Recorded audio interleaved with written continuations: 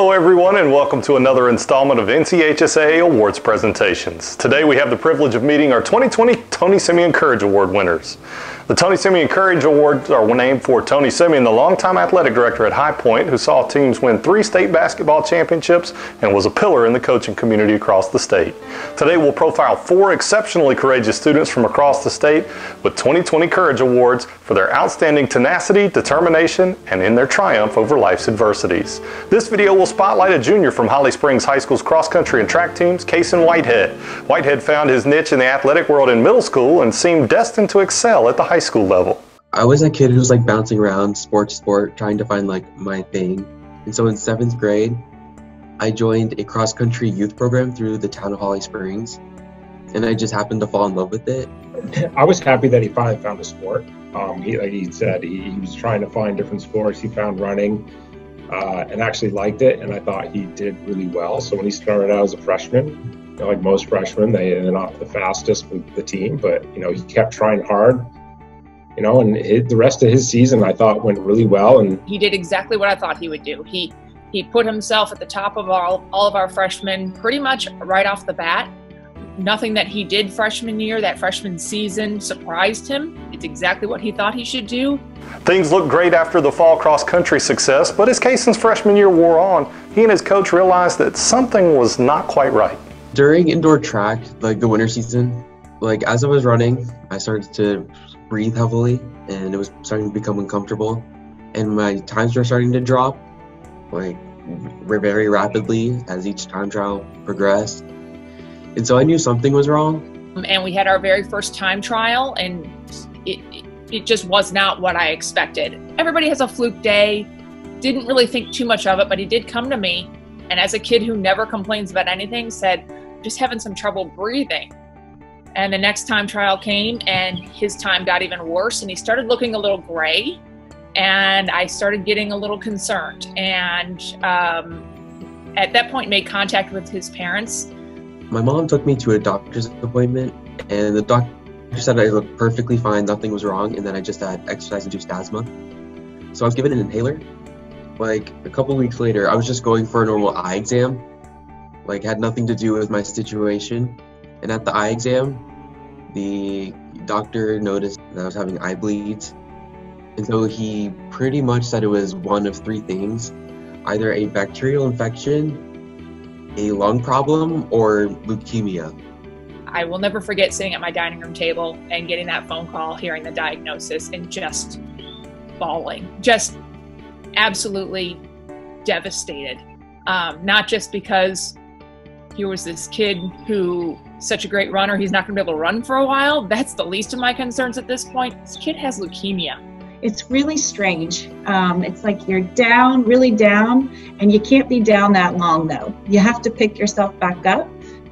For them, Casen made that really easy for us. Even when I was feeling sad, he'd be like, "It's okay, Mom, we've got this, we've got this." I didn't think much of it. But then as the first week in the hospital, that's when they're all hit you all at once. You were going through CT scans, MRIs, going through so many doctors. It just hit you all at once that this is really happening, and that this is going to impact you for a really long time. Casen and his family's world had been rocked, but despite the doctor's recommendations to pull out of school for a year due to intense treatment, Casen and his family elected to stay in school and try to maintain his grades despite the difficult treatment road ahead. One of the main reasons I did not want to stop is because I wanted to graduate with my friends that I've known since kindergarten. I didn't want to use the excuse of cancer to say that my grades can drop and I can do whatever. I work with the kids that are on medical homebound and online learning, and so I became the source of his education versus just his coaching. And I can say from the academic standpoint, what we see in his return as a runner is driven by his desire to be perfect. He would make a 98 on something, and a lot of the kids that I would work with in homebound programs, they would all be excited with that. Oh no, not him. He wanted a copy of it. He wanted to look over. He wanted to find out what he had missed. He's a perfectionist, but not a controlling perfectionist. He just wants to do the best he can.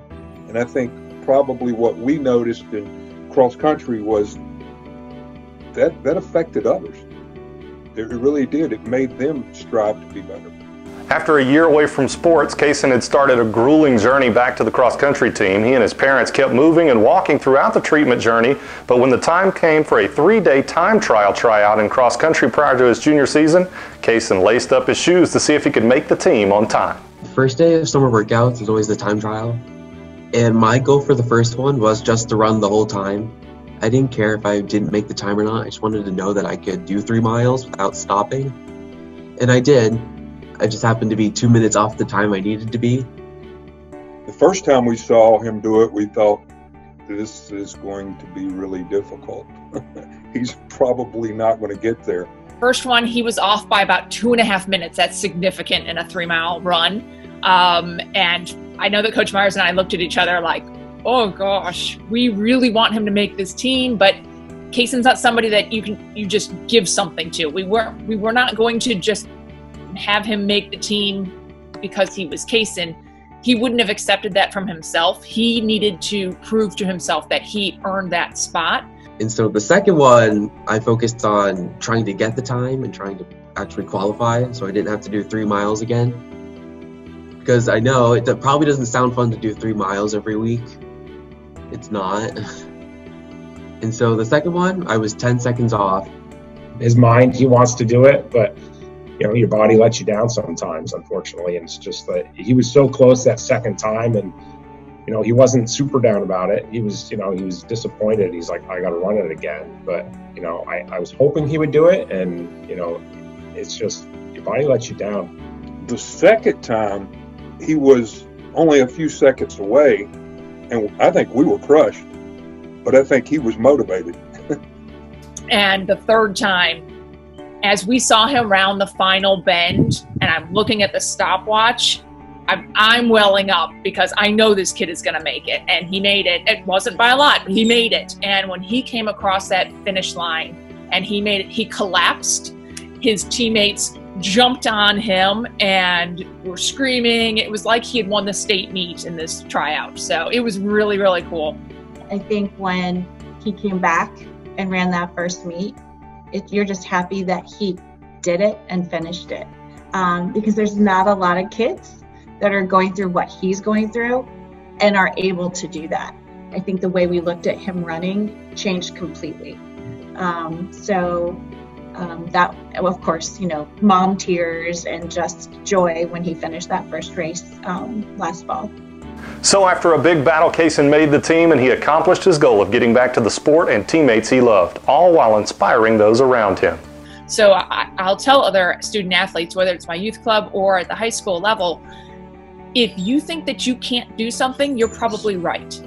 But if you think that you can, and this is what Casen has showed us time and time again, if you think that you can and you are willing to put in the effort, you can. And that's really what Casen has inspired in me, and I think the entire team. The number one thing that I've learned is that I have huge perseverance, and that if I set my mind to anything, that I can accomplish it.